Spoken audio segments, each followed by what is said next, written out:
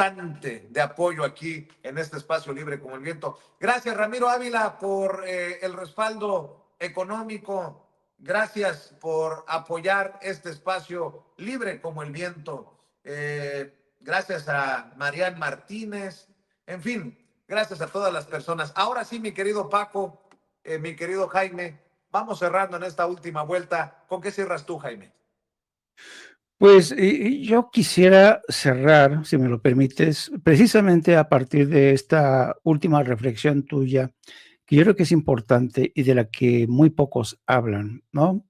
He estado observando el chat y creo que a veces a la gente hay que darles dosis de realidad para que entiendan algo de lo que tú has estado sugiriendo de forma directa o entre líneas. ¿A qué me refiero? Tú sabes, querido Vicente, y tú sabes, querido Paco, que yo estuve como corresponsal 15 años en Estados Unidos, de los cuales 4 de ellos me dediqué a recorrer la frontera México-Estados Unidos, buscando historias de los migrantes. Y fue ahí, durante esos 4 años, que recogí cada historia impresionante.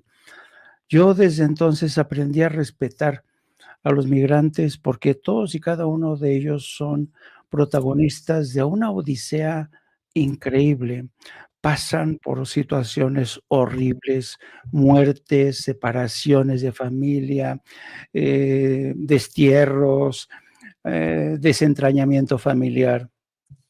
Pero voy a poner 2 ejemplos para que vean ustedes hasta qué punto la comunidad migrante siempre ha estado sola, siempre se ha tenido que rascar con sus propias uñas, a pesar de que al lado de los migrantes muchos han estado supuestamente con ellos. Me refiero al Partido Demócrata, que los han estado pastoreando durante décadas. Me refiero a la iglesia, que hace sí su labor, pero es una labor muy comedida, muy piadosa, pero con muchos límites.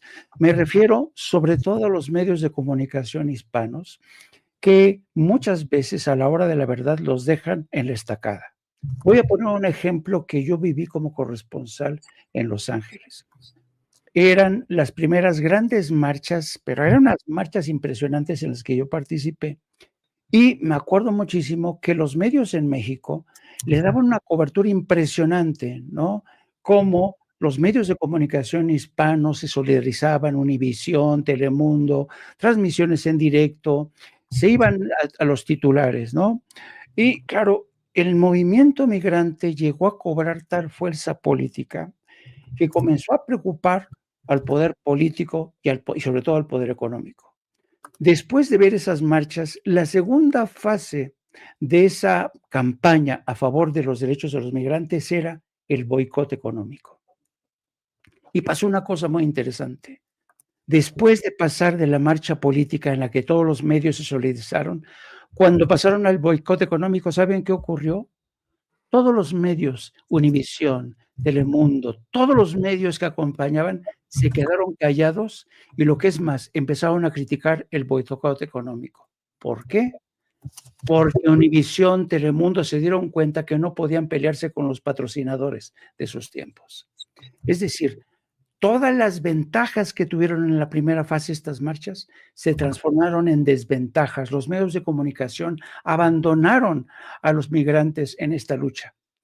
Y cuando yo escribo sobre este tema de cómo los medios habían abandonado la causa migrante y la publicaron en medios, le dieron primera plana, ¿saben qué hicieron medios como Univisión? Se lanzaron en mi contra y dijeron que eso era mentira, que no era cierto que los grandes medios habían boicoteado el boicot económico de los paisanos. Claro que era cierto. Y luego me enteré que los directivos de Univisión incluso tenían prohibido a sus periodistas entrevistarme. ¿Por qué? Porque yo les iba a decir que efectivamente todos ellos se habían puesto de acuerdo para cancelar el apoyo, el respaldo de Univisión, de Telemundo y de todas esas empresas a el boicot económico. Abandono de estos grandes medios que dependían, como dice mi amigo Vicente Serrano, muchas veces de directivos cubanos que veían las cosas con otros ojos. Segundo ejemplo, estaban estas marchas, estos movimientos que habían alcanzado la atención de todo el mundo. Me busca un colega de la Radio Nacional de España, no voy a decir su nombre, era un muy buen periodista de Radio Nacional de España, porque él no tenía contacto en Los Ángeles con nadie. Yo ya tenía todos los contactos con los líderes comunitarios, con líderes religiosos, con líderes políticos. Entonces me pidió de favor que le echara la mano, que lo orientara para hacer la cobertura y que esta cobertura saliera en España. Bueno, en el día que fueron las marchas, el movimiento acordó que ese día iba a haber un boicot. No iba a haber compras de nada en absoluto. No iba a haber nadie que acudiera a los restaurantes, a los malls, a los supermercados. Increíble la disciplina del movimiento migrante. Todos los migrantes dejaron de ir a comprar cosas al supermercado, dejaron de ir a los restaurantes, a un bar. Fue un día realmente impresionante de cómo la comunidad migrante, cuando se organiza, da golpes que le duelen en el bolsillo a todas estas gentes que ven a los migrantes como si fueran ganado. Bueno, este compañero de Radio Nacional de España, cuando terminamos esa cobertura, me dice a mí y a otros 2 colegas, me dice: "Los invito a comer en el mejor restaurante aquí de Los Ángeles, porque ustedes me han ayudado en esta cobertura, y los invito con cargo a Radio Nacional de España". ¿Sabes qué le dijimos los 3? "No, maestro, hoy es día de boicot, hay que ser solidario con los migrantes. Si a mí me importa un carajo los migrantes, yo los invito a cenar en agradecimiento". ¿A dónde voy? Los migrantes nos duelen a nosotros. ¿Por qué? Porque son nuestra carne, son nuestra sangre, son nuestros abuelos, son nuestros tíos, son nuestras hermanas, son nuestros sobrinos. Y nosotros sabemos entender el movimiento migrante. ¿Por qué? Porque es la carne, es la piel del mexicano la que está en juego, es la piel del salvadoreño, del hondureño, del guatemalteco, que son como hermanos, aunque haya divisiones entre nosotros, como en toda familia, pero lo sentimos. Y esto no lo van a encontrar los migrantes en medios que llegan de España, de Francia, de donde sea. El movimiento migrante es un movimiento muy complejo, muy vivo, forma parte de uno de los episodios que aún se siguen escribiendo en Estados Unidos en el terreno de los derechos civiles.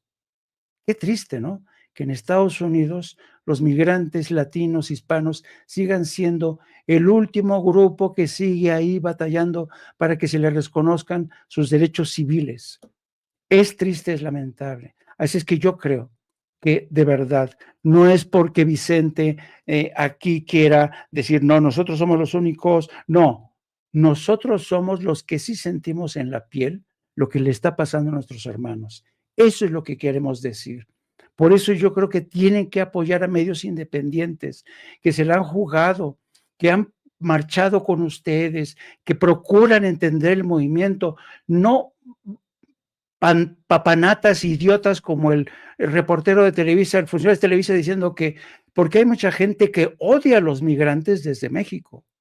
Es increíble, el movimiento migrante siempre se ha visto pletórico de mucha incomprensión, lo mismo desde México que desde Estados Unidos. Pero para quienes comprendemos el movimiento migrante, quienes lo hemos vivido, como dice Vicente, nosotros hemos sido migrantes y sabemos lo que se siente.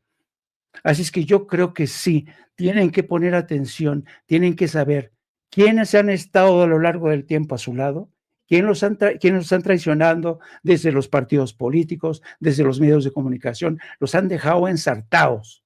Así es que, amigos, ustedes tienen la última palabra. Saben a quién creerle y saben a quién no creerle. Saben quién va a estar a su lado de forma sincera, ¿eh? Y saben quién va a estar con ustedes para ver cuánto dinerito les puede sacar. Así es que se los dejo de tarea. Nada más para hacer eco de esto que estás diciendo, 2 hombres de medios, uno periodista, el otro dueño.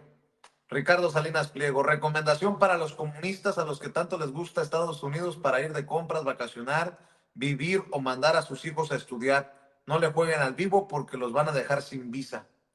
Ya me quiero imaginar a Javier Alatorre en caso de que ocurriera con algún personaje relevante de izquierda, cómo se estaría